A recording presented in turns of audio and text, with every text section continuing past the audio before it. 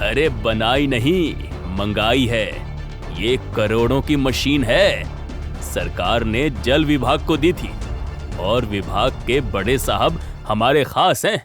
मैंने उन्हें आधे मुनाफे का लालच दिया तो उन्होंने कागजों पर इसे कबाड़ घोषित कर दिया। और फिर क्या, रात के अंधेरे में सरकारी ट्रक से ये सीधे मेरे कब्जे में आ गई। मालिक, आपका दिमाग तो बहुत तेज है। हाँ, वो तो है, लेकिन साला एक बार मेरा ये भेद खुलते खुलते रह गया था। हैं? वो कैसे मालिक? अरे एक दिन इस गांव के मुखिया को सारा माजरा मालूम पड़ गया था। क्या है? मुखिया सब जानता है? तो फिर वो अब तक चुप कैसे है? अरे उस मुखिया के काले कारनामों की लंबी लिस्ट मेरे पास भी तो है। मैंने उसकी ऐसी नस दबा रखी है कि वो मेरे सामने भीगी बिल्ली बना रहता है। क्या बात है मालिक, आप जैसे शातिर दिमाग वाले की छांव में रहकर मैं तो धन्य हो गया मालिक।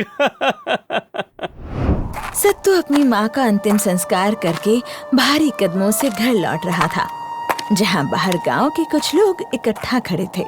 बहुत बुरा हुआ, लेकिन हम कर भी क्या सकते हैं? भगवान की मर्जी के आगे किसका बस चला है भला। सत्तू, तुम घाट से आ रहे हो? पहले बाहर ही हाथ पैर धोकर नहा लो, उसके बाद ही घर के अंदर जाना। क्यों नहा लूं? यही नियम है सत्तू। मैं नहीं मानता किसी नियम को।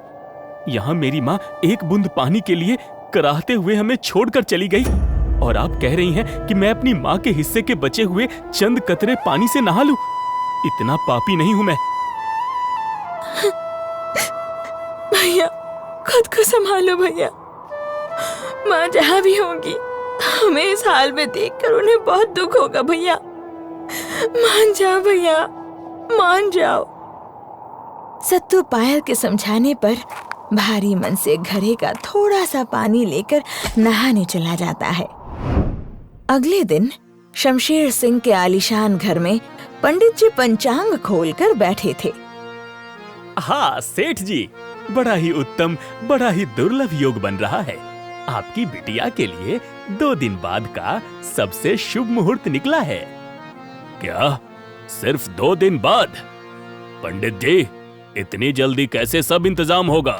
अरे यजमान, जब जेब में हो करारे करारे नोट तो 2 दिन क्या, 2 घंटों में भी सब हो जाता है।